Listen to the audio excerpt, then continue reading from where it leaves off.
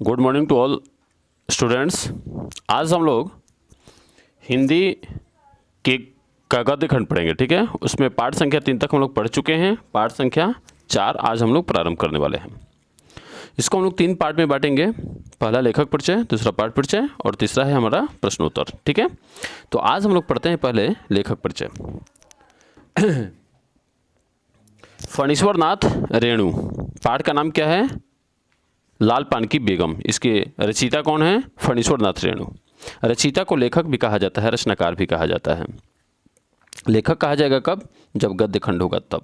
जब पद्य की रचना होगा तो वहाँ पर हम लोग कवि कहेंगे, ठीक है, पद्यकार। यहाँ गद्यकार कहेंगे। फणीश्वर नाथ रेणु जी का जन्म औराही हिंगना नामक गाँव में।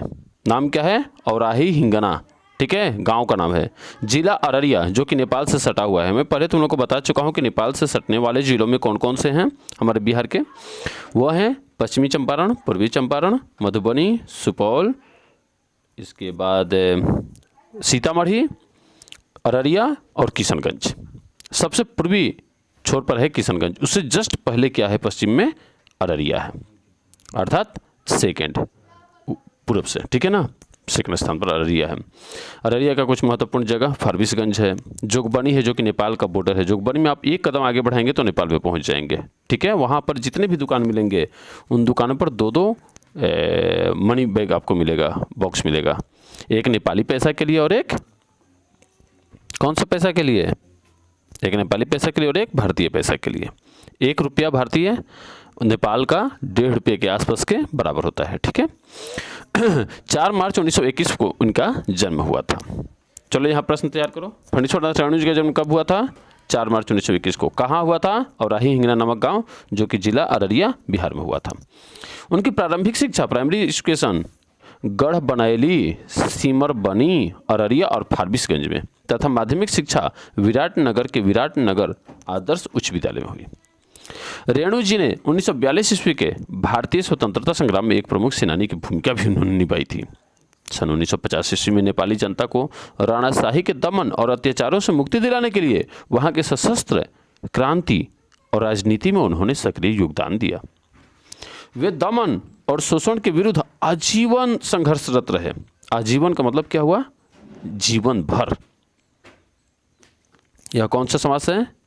आज चूंकि लग गया है तो यह अव्ययी भाव समास है, ठीक है। सत्ता के दमन चक्र के विरोध में उन्होंने पद्मश्री की उपाधि का त्याग कर दिया था। 11 अप्रैल 1977 ईस्वी को उनका देहावसान हो गया। उनका देहावसान कब हुआ? 11 अप्रैल 1977 को। हिंदी कथा साहित्य में जिन कथाकारों ने युगांतर उपस्थित किया है, फणीश्वर नाथ रेणु जी उनमें से एक हैं। उन्होंने कथा साहित्य के अतिरिक्त संस्मरण क्या है? वो याददाश्त से संबंधित है। यह एक प्रकार की विधा है। रेखा चित्र, जो तुम लोग पढ़े हो 8th क्लास में शायद, रिपोर्टाज आदि विधाओं को नई ऊंचाई दी। उनकी प्रमुख कृतियां कौन कौन सी हैं? ध्यान से सुनना, इनको याद भी करना। मैला आंचल उनका एकमात्र उपन्यास है, शायद एक बार देख लेना, ठीक है। प्रति परिकथा, दीर्घ तपा, कलंक मुक्ति, जुलूस, पलटू बाबू रोड उपन्यास है। इनका एकमात्र उपन्यास मैला आंचल नहीं है, बल्कि और भी इनका उपन्यास है, जैसे पलटू बाबू रोड उपन्यास ही है। ठुमरी, अग्निखोर, आदिम रात्रि की महक। आदिम रात्रि की महक एक पुस्तक है जो कहानी संग्रह है, ठीक है। इसमें बहुत सारी कहानियां हैं, विशेष रूप से आदि मानव से संबंधित है या आदिवासी से संबंधित है। पहले इंटर में यह पुस्तक चलता था, जिसमें 4, 5 या 7 कहानियाँ थी केवल। एक श्रावणी दोपहरी की धूप, अच्छे आदमी, जो कि कहानी संग्रह है इनका। ऋण जल धन जल, वन तुलसी की गंध, श्रुत अश्रुत पूर्व, जो संस्मरण है। नेपाली क्रांति कथा, जो कि रिपोर्टाज है। नेपाल में गए थे घूमने फिरने के लिए, ठीक है, तो वही उन्होंने रिपोर्ट एक तैयार किया है। इसमें सबसे महत्वपूर्ण कौन सा है? मैला आंचल, नोट कर लेना। प्रति परिकथा नोट करते जाओ, 2 महत्वपूर्ण है। इसके बाद ठुमरी, अग्निखोर 4, आदिम रात्रि की महक 5 ये महत्वपूर्ण है। 5 को तुम लोग संस्मरण में रखना, ठीक है, स्मरण में रखना। संस्मरण या स्मरण होगा। हिंदी में रेणु का वास्तविक उदय 1954 में प्रकाशित उनका बहुचर्चित उपन्यास मैला आंचल से हुआ। सबसे इनका प्रसिद्ध उपन्यास है ये। 1954 ईस्वी से बहुत पहले 1936 ईस्वी में ही उनकी पहली कहानी, ध्यान देना कौन सी कहानी, पहली कहानी बट बाबा एक साप्ताहिक विश्वामित्र में छप चुकी थी। साप्ताहिक, देखिए पत्रिकाएं कई तरह की होती हैं, एक तो दैनिक होता है जो प्रतिदिन छपेगा, एक साप्ताहिक होगा जो सप्ताह में एक बार छपेगा, एक पाक्षिक होता है जो 15 दिन में छपता है अर्थात महीने में 2 बार, ठीक है, एक मासिक होता है जो महीने में 1 बार छपता है, एक त्रैमासिक होता है 3-3 महीने पर, साल में 4 उसका संस्करण होगा, ठीक है, एक अर्धवार्षिक होता है, ये 6 माही उसको कहा जाता है जो 6 महीने में 1 बार अर्थात साल में 2 बार होगा, एक वार्षिक होता है जो साल में 1 बार। तुम लोगों ने नंदन पढ़ा होगा, नंदन पाक्षिक होता है, नंदन 2 आता है, जनवरी का प्रथम, जनवरी का द्वितीय, ठीक है। चंपक शायद मासिक होता है, माह में 1 बार उसका प्रकाशन होता है। साप्ताहिक भी होता है, जैसे बाल केसरी, पंजाब केसरी एक न्यूज़पेपर है उसमें बाल केसरी आता है, वो साप्ताहिक होता है, शायद बृहस्पतिवार या शुक्रवार को आता है, वो शुक्रवार को।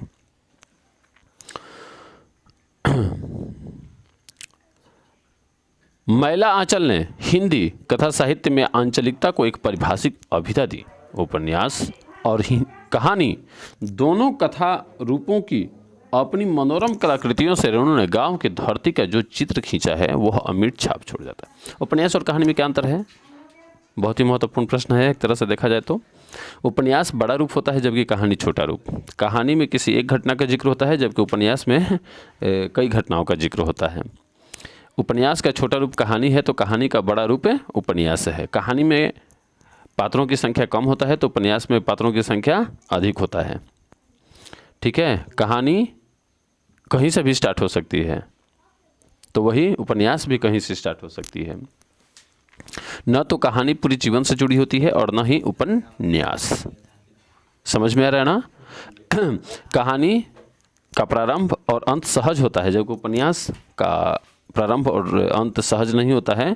ऐसा लगता है कि अब उपन्यास खत्म होने वाला है लेकिन फिर उसी में एक न एक कड़ी जुड़ जाता है, कड़ी में कड़ी जुड़ता जाता है और उपन्यास बड़ा होता जाता है।